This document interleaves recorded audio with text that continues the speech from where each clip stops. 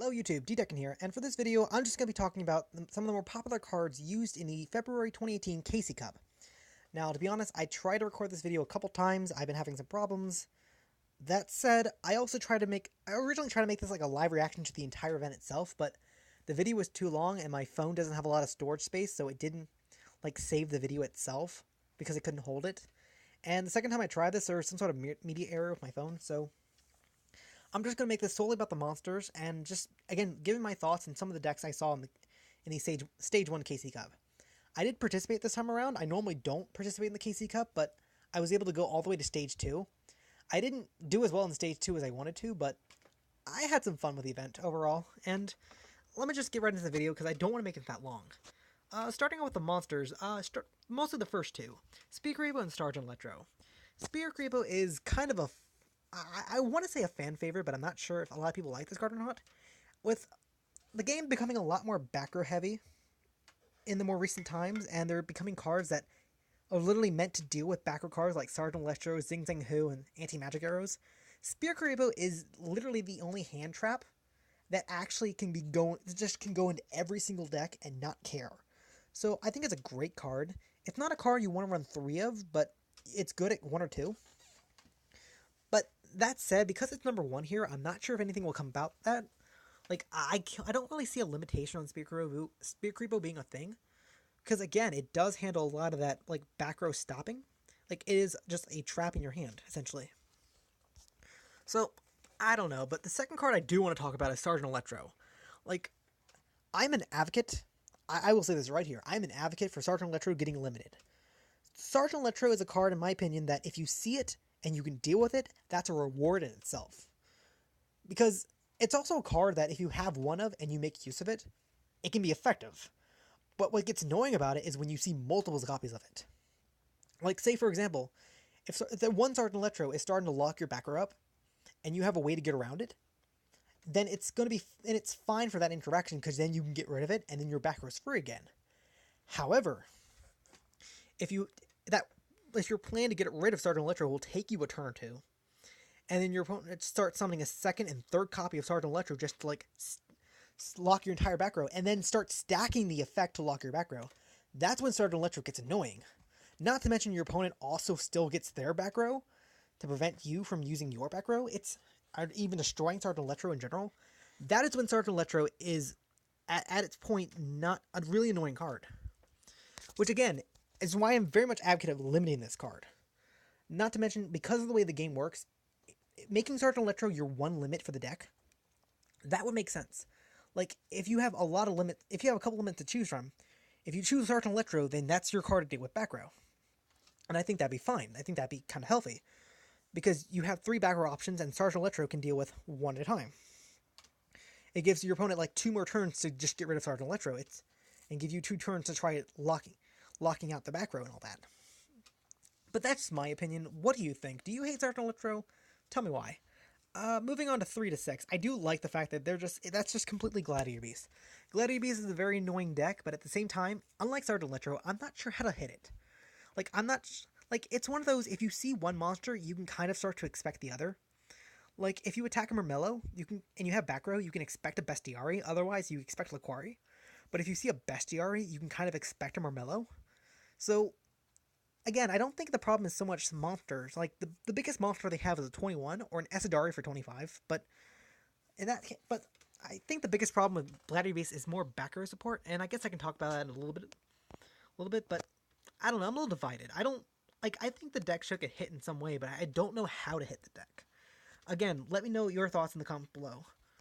Moving on, I like seeing some dinos in the list, and I kind of like dinos. I don't usually have a problem with them because they're mostly just big beaters. But at the same time, by the same exact time, I have to respect that it is a deck full of big beaters. Like, it can run you over. It can, well, I guess not trying to make a pun on this, but they can stomp right over you. Mini Bug is very nice to see. Lava Golem, though, I don't know how to feel about Lava Golem. Like, there is only 2 in the game, but when you see Lava Golem, it's usually burn, and you usually have to start expecting Lava Golem. You already start planning around Lava Golem. So, like, whether you have to waste a Floodgate specifically on Lava Golem, or if your deck uses tribute monsters like Ancient Gear or something, you Noted Tribute Lava Golem. Like, I don't know how to feel about Lava Golem. Like, I have mixed feelings. But that said, Hazy Flame, I I think Hazy Flame's an interesting deck right now, especially with the release of interdimensional. I forget the trap's name, but it's the trap that switches attack and defense points that we just got from Shire's True Sale. I'm very interested to see how that card actually does in terms of meta play, but I think Hazy Flame will be the most affected by it, just because it does switch around attack. Just because, like, taking a look at Spinks. Spinks has 900. I think I'm thinking more of Cerberus with the 200, but okay, forget me then. Sacred Phoenix. Again, this is another deck I'm not sure how relevant it can be, but I did face one matchup during the KC Cup where the guy literally found a way to loop Sacred Phoenix to where every single turn he was triggering Sacred Phoenix, so I couldn't set back row, and then he just eventually just beat me down. So again, I don't think Sacred Phoenix could get hit at all, but it could be. So I'm not sure. I mean, I like seeing some variety in these decks though. Like looking down the list, there is some. It's not just Cyber Angels and Dinos and Glad Beasts. It's also some Spinks and Sacred Phoenix and Burn, of course.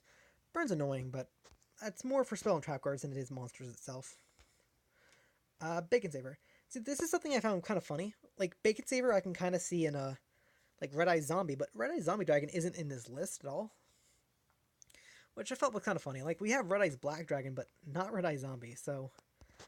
just moving on to the spell and trap cards really quickly. These first 5 I kind of felt like... They're the definition of staple cards in the decks now. Enemy Controller, Wall Disruption, Floodgate, Super Rush, and Mirror Wall. Like, these are basically the definition of staple cards. Because Enemy Controller... I love Enemy Controller, but I'm afraid it's going to get hit. Like, it is, in my opinion, like... I can definitely see it maybe getting semi-limited or something, but...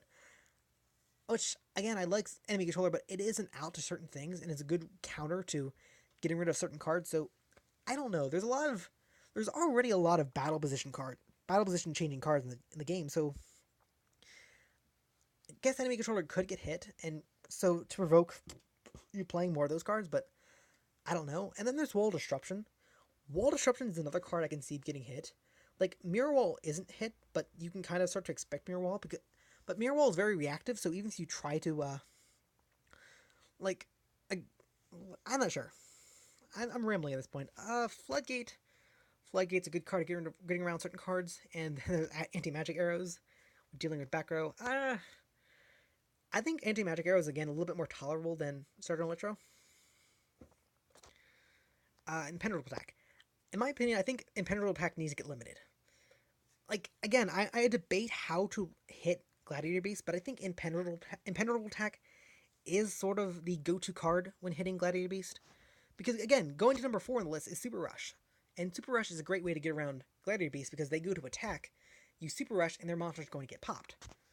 Whereas with Impenetrable Attack, not only can that either protect your monster from being destroyed, but it can also be used when you attack your opponent's monster, and can be used on set cards too, which if you use that on a flip effect monster, it can flip face up and still get its effect off, while also still giving you a tribute target, or like, I don't know. I think I can kind of see Impenetrable Attack getting hit limited. Not to mention, in a regular pack, you do already see 2 of it if you just open one box that it comes in. Goku is kind of a fun card. It's something that's becoming more and more popular, but it's one of those cards where you have to waste 2 cards in order to counter it. But at the same time, once you do counter it, it does lock up a back row for your opponent. Like, Goku stops the card it's targeting from activating in response to it. But if you activate another card, and that you can then chain the card that's being targeted by Goku, because it's no longer being chained in response of Goku, it's being chained in response of whatever card you're activating. So, like, Goku is, again, very interesting. And then there's also Xing Zheng Hu, which...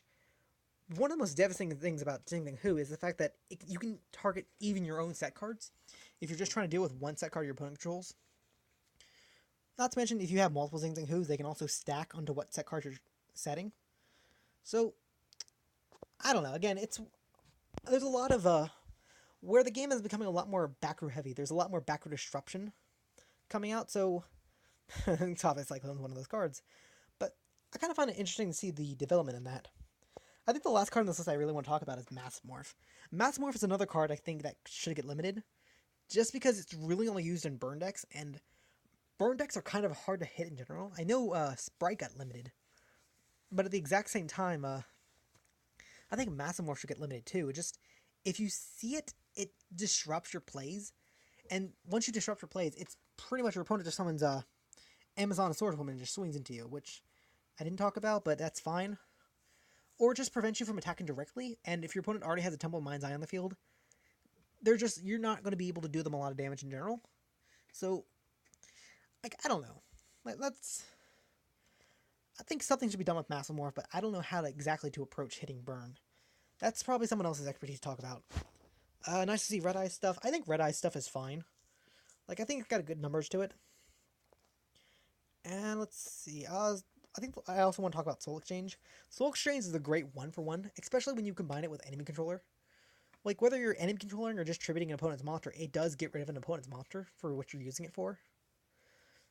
It does take up your battle phase, though, which I guess it's a good thing that we don't have Monarch Storm 4th in this game, because then that would get a lot more annoying. But I think Soul Exchange is a very fair balanced card, just because again it does take up you do lose your battle phase in the response to it. But overall, like I said, the KC Cup was very fun, and it's kind of nice to see some of these cards, but I don't know how exactly they're gonna implement like a limitation or a ban list of some sorts in the future. But these are just my thoughts. Again, what do you think? How to get rid of Gladiator Beast, and any thoughts on some of the cards I talked about? Let me know in the comments, and have a good day.